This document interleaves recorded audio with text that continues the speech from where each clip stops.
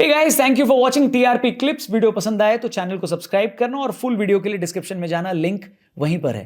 All the best. अब तक ये जर्नलिज्म कर रहे थे, अब एक पार्टी इन्होंने पकड़ ली तो विश्वास नहीं है, क्योंकि जब जर्नलिस्ट होंगे तब अपना पार्टी के लिए एजेंडा भी चला रहे होंगे। पंकज पचौरी पे हुआ, आशुतोष जी जब आए आम आदमी पार्टी उन पे हुआ, बहुत सारे एग्जाम्पल्स हैं। तो प्रदीप भंडारी पे भी हुआ। देखिए, ये बहुत लॉजिकल परसेप्शन है होना, और मैं इसमें ये कहना चाहता हूँ, दो चीज़ें कहना चाहता हूँ। पहले तो आपने बोला झट से नहीं हुआ था। मैंने एक 1.5 to 2 months का जो है एक फ़र्क दिया था बिटवीन स्विचिंग। अगर आप दुनिया भर में आप पॉलिटिक्स को कम देखेंगे, यूएस इलेक्शंस के अंदर भी अभी अगर आप माइन्यूटली ऑब्जर्व करेंगे, तो professionals who are very very successful in their fields, या जिनका एक प्रोफेशनल बेंट ऑफ माइंड था, they actively voice their political opinion. वो खुल के सामने आए थे। Elon Musk for example, billionaire. अगर आप कहेंगे कि भाई एक बिजनेसमैन का काम होता है सिर्फ बिजनेस करना, पर उन्होंने एक्टिवली ट्रम्प के लिए कैंपेन किया। विवेक रामास्वामी एक समय में बिलियनर, अपने वेरी सक्सेसफुल एंटरप्रेन्योर, पॉलिटिक्स के अंदर आए। तो इस देश में या दुनिया में राजनीति एक सेवा का माध्यम होती है, और कोई भी प्रोफेशनल किसी भी फील्ड से, भले वो जर्नलिज्म हो, भले वो बिजनेस हो, भले वो पॉडकास्ट करता हो, भले कुछ भी करता हो, अगर वो अपनी फील्ड में सक्सेसफुल है और अच्छे उसके बाद पॉलिटिक्स में आता है, तो मेरे हिसाब से वो अपने एक्सपीरियंस का भी इस्तेमाल कर सकता है और देश को और कंट्रीब्यूट कर सकता है। Point number 1।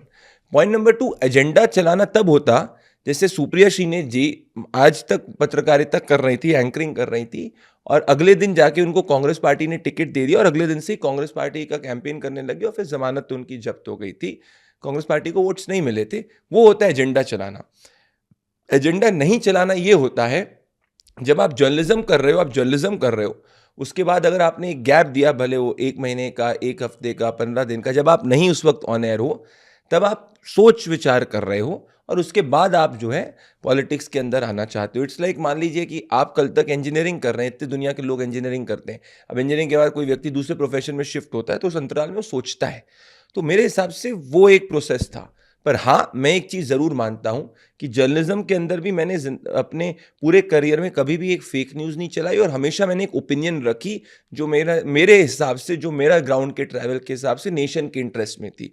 अब मैं एक पॉलिटिकल ओपिनियन रखता हूँ, एक ऐसे लीडर के साथ काम करता हूँ, के लिए काम करता हूँ, और एक ऐसी पार्टी के लिए जिसमें मेरा पूर्ण विश्वास है, जो देश को आगे ले जाने की बात करती है और देश को आगे ले जा रही, जो पिछले 9 साल में जब मैं ग्राउंड पे ट्रैवल किया, जो मैंने देखा।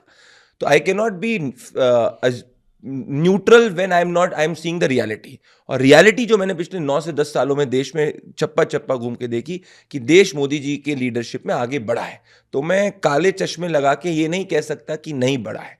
अगर मैं ये कहता तो एजेंडा होता है। तो मेरे हिसाब से लॉजिकल क्वेश्चन है, पर जब मैं इसको फैक्ट्स के आधार पे देखता हूं, तो थोड़ा सा ये परसेप्शन सही नहीं होता। इनफैक्ट हम अगर जैसे जैसे आगे जाएंगे, जितने ज़्यादा प्रोफेशन से लोग आएँ, उतना ज़्यादा पॉलिटिक्स के अक्रॉस स्ट्रीमलाइंस अच्छा है, क्योंकि सक्सेसफुल प्रोफेशनल्स जब पॉलिटिक्स के अंदर आते हैं, वो एक स्ट्रीम कंट्रीब्यूट करते हैं। आपको अपने काम से भले कुछ भी हो, उसमें ईमानदारी रखनी चाहिए।